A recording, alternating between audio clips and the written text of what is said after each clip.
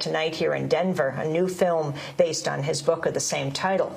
But for more, we're joined by Craig Aaron, President and CEO of Free Press, the main organizer of the NCMR, the National Conference for Media Reform. And we're broadcasting very relevantly for this conference from Denver Open Media, independent media here in Denver. Welcome, Craig. Thanks for having me, Amy and Juan. Great to be here as always. So talk about what this conference, why close to 2,000 people are gathering here today. Well, this is the nation's largest conference devoted to media, technology, and democracy. People are coming from all over the country, media activists, policymakers, journalists, people who are really committed to involving the public in the future of the media. And I think that's what you'll see throughout the weekend, talking about the future of the internet, the threats of media consolidation. How do we sustain and support public and community media? How is cultural change going to influence political change? All of these issues connecting here and really bringing together the people who are doing this in local communities to meet with people in other communities who are also getting involved, really share strategies, share tips, and get motivated and inspired for the difficult fights ahead. Well, Craig, we just quoted Rupert Murdoch talking about cross-ownership rules that limit media consolidation being a relic of a bygone era. Your reaction and this whole issue of increasing media consolidation versus the supposed democratizing influence of the Internet?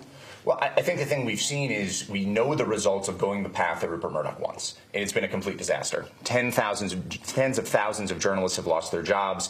We see companies getting bigger and bigger and bigger, so big that, like the Tribune Company, they topple over or fall under the weight of their own debt. We know that doesn't work.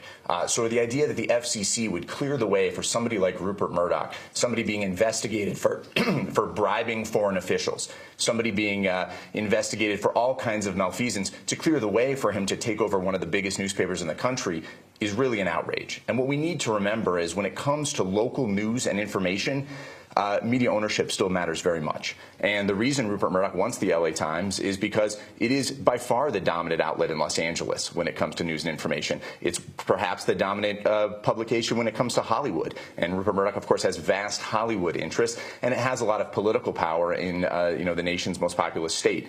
So the idea that these rules are relics simply because the internet exists is just not true. The same kind of media power that we see in the traditional media, people like Rupert Murdoch are trying to bring into the new media, and that's why the FCC's supposedly old rules still matter.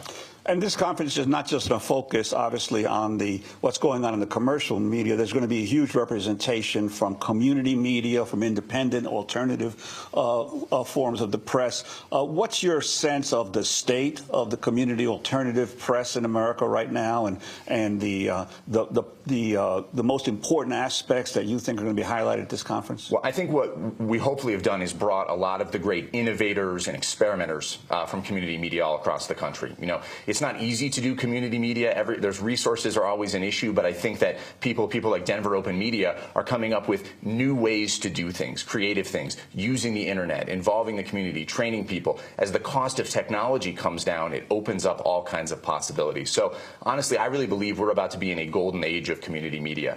Hundreds of new low-power FM radio stations being created this year, licenses being distributed in October.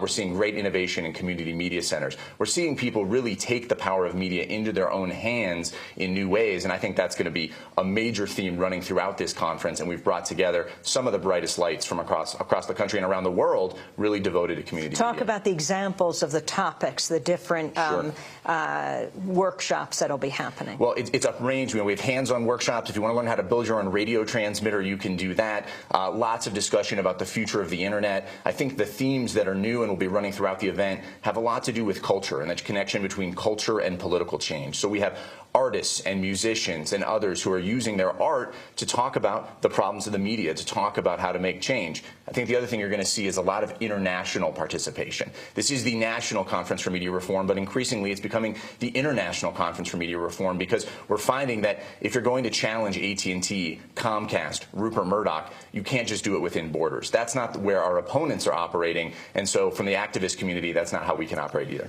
And Craig, this conference is coming at the time of the second Obama administration is underway.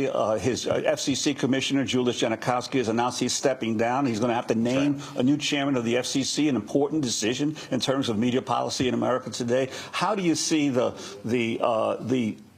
track record of the Obama administration in terms of helping to democratize media in America, and what are you hoping some of the efforts coming out of this conference in terms of pressure on government policy? Well, I think the record of the Obama administration has been one that has been incredibly disappointing. I think that when President Obama ran for office in 2008, he talked about net neutrality and not taking a backseat to anyone. He talked about the incredible importance of media diversity, and yet the actions of Chairman Julius Genachowski have not lived up to the promises that the Obama administration made. I think that Chairman Genachowski, unfortunately, really failed to be a public servant at the FCC, and that's absolutely what we need. We need someone who doesn't see themselves as just a referee between big corporations. We need someone who doesn't see themselves as simply, looking for that next job that's out there. We really need someone who's going to represent the public, because this position is so important. The decisions made at the FCC in the next few years are going to shape the future of the media. They're going to shape the future of the internet for a generation. They're going to be major, difficult decisions. Genachowski has left a mess in some ways